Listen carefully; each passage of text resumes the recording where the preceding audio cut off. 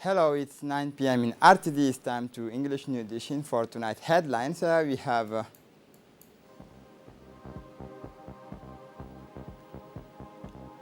an evening of exhibition Art for Social Cohesion at the CTID.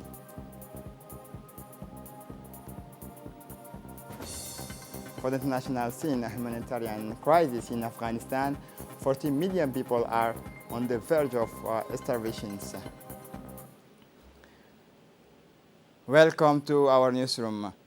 The Minister of Interior, His Excellency Saeed Noor Hassan, has received today in his office the local elected officials of the 1st District.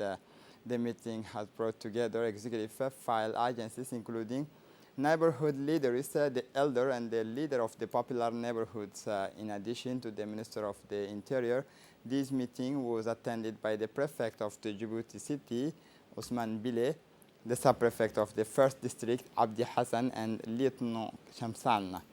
The main objective of this meeting was to reflect on the ways and means necessary to mobilize in the framework of the protection of the urban road and the state domain.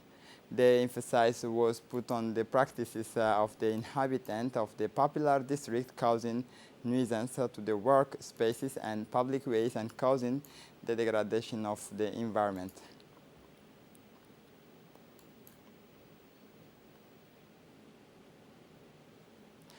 The Deputy Prefect of the 1st District, Mr. Abdi Hassan, explained the objective of this meeting. The issue of public security, social cohesion, and the fight against the proliferations of the drugs were also put forward. In addition, this tour is over today as far as the prefectures of the city of Djibouti is concerned. The Minister of Energy in charge of Natural Resources, His Excellency Younis Ali Geddi, signed a framework agreement on cooperation in the field of mining and geology with his Turkish counterpart, Mr. Fatih Donmez, during his official working visit to Ankara from 23 to 24 August 2021. Indeed, at the head of a large delegation, the Minister of Energy, Younis Ali Geddi, proceeded to the signing of an important cooperation agreement in the field of natural resources development with his Turkish counterpart, Mr. Fatih Donmez, at the latter's offices in the presence of the Djibouti ambassador to Ankara, Mr. Aden Hussein. This is an important agreement that set the framework for cooperation aimed at the development of the mining and geology sectors in general, particularly in terms of exchanges of experience and know-how, as well as the development of the relations between professionals of both parties in these sectors. The Center for Technology and Innovation for Development, known as CTID, organized yesterday in the early evening an exhibition called Art for Social Cohesion. The program included an exhibition of drawings, play that painted the recent tragic event that have marked the collective national consciousness. This evening was also animated by slam. This mode of oral expression is very playful and scripted among the young Djiboutians. This appointment once again made the CTID the stronghold of youth, a youth who has made a united front in order to create and strengthen the social bond, driving a single will, that of creating social cohesion. This evening, rich in artistic creation, is combined in complicity with the concerns of social issues such as peace, social cohesion. Through their various presentations, the young people surpassed themselves in their respective category with the one and only objective, that of creating a space for dialogue, tolerance, and peace, breaking down barriers and promoting tolerance. Moreover, this event was enhanced by the presence of the Minister of Interior, Saeed Noor Hassan, the UNDP representative, Fatima Al-Sheikh, and other executives who stressed their enthusiasm.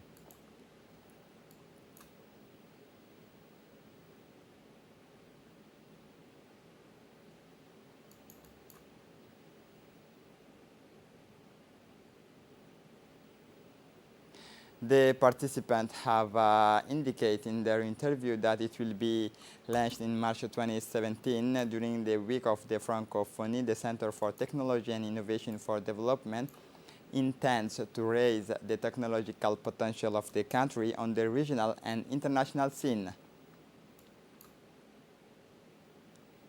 The Sudanese military hospital hosted on Monday morning a closed heart surgery operation.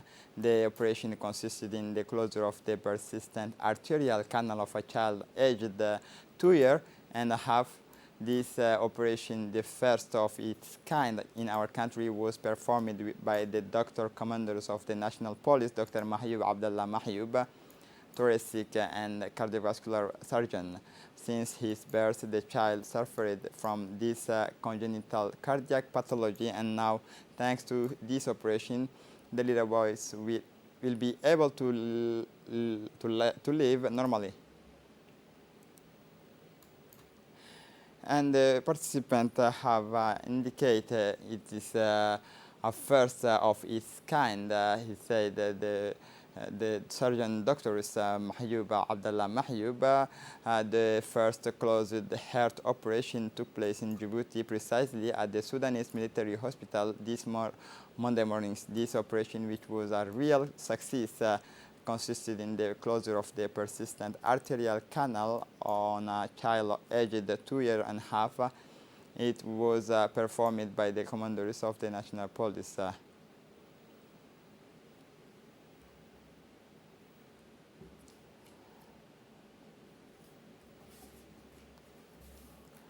The Mandela Fellowship, Washington Leadership Training Fellowship is opening applications for 2022. With that in mind, an awareness session on the scholarship application process was held Wednesday afternoon at the Chamber of Commerce's American Corner. This is the flagship programs of the Young African Leaders Initiative, YALI, implemented by the Bureau of Educational and Cultural Affairs of the U.S. State Department. The fellowship enables young leaders to receive academic and leadership training in the United States. It creates unique opportunities for fellows and U.S. Citizens to work together to stimulate economic growth and prosperity, strengthen democratic governance, and enhance peace and security in Africa and the United States. The program is open to individuals between the age of 25 to 35 with leadership experience and accomplishment in business, civic engagement, or public services. A total of 700 candidates will be selected. They will receive 6 weeks of leadership trainings at an American university.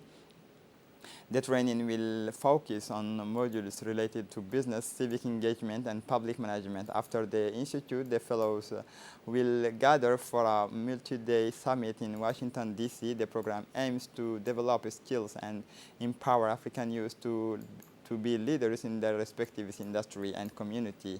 This information, she said, Ms. Hasna Omar Hussein, this information session was an opportunity for the Mandela Washington 2021 program's winner to interact with the interested individuals and share their experience gained during the program. Since 2014, the Mandela Washington program has trained more than 5,000 African youth in leadership and public management. For the year 2022, it plans to select an additional 700 youth applications are being accepted until September 14, 2021.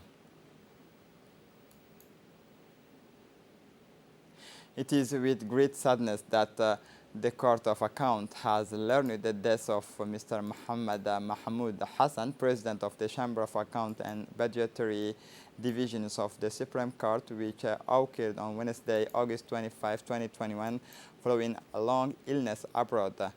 The court expresses on behalf of all its members its deepest condolence to the family and relatives of the President Mahmoud.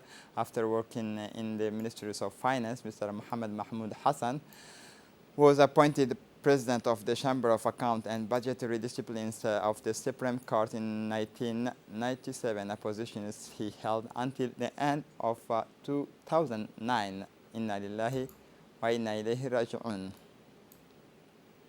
For the international scene, Nigeria insecurity threatened food productions. The security crisis is increasing food concern in Nigeria. Victims of kidnapping or looting, many farmers in the Middle Belt region have decided to flee the violence and abandon their crops to the detriment of local fruit and vegetable supplies. Most of them are living in IDP camps. I own about 100 hectares of farms and Siang in Gewar West local government, Benue State area. I had been there for many years, but this year I could not reach my farm after plowing and harrowing. For a year, the Benue farming regions, as well as the northwestern state of Nigeria, have faced violence between nomadic herders and farmers. And to close up this edition, humanitarian crisis in Afghanistan, 40 million people on the brink of starvation. The Afghan crisis has left some 550,000 people internally displaced. Thousands of people have flocked to the Afghan capital, where makeshift camps are springing up in deplorable sanitary conditions on the ground. The international humanitarian organizations institute warn of chaotic situations and the growing of risks of famine. 40 million people in Afghanistan are struggling to put food on their table today, said John Ayliffe, the regional director of the World Food Programme. The price of wheat has gone up 25% in the last few months, and with the economic situation, the difficulty of making a living and the turmoil of that the country is in, it is very difficult to see a future for these people, a future with food security, a future without malnourished children. According to the organization, nearly 40 million people are at risk of starvation out of a total Afghan population estimated at nearly 39 million, and the humanitarian situation in the country will worsen. This is it for the news. Thanks for watching us. Have a good evening.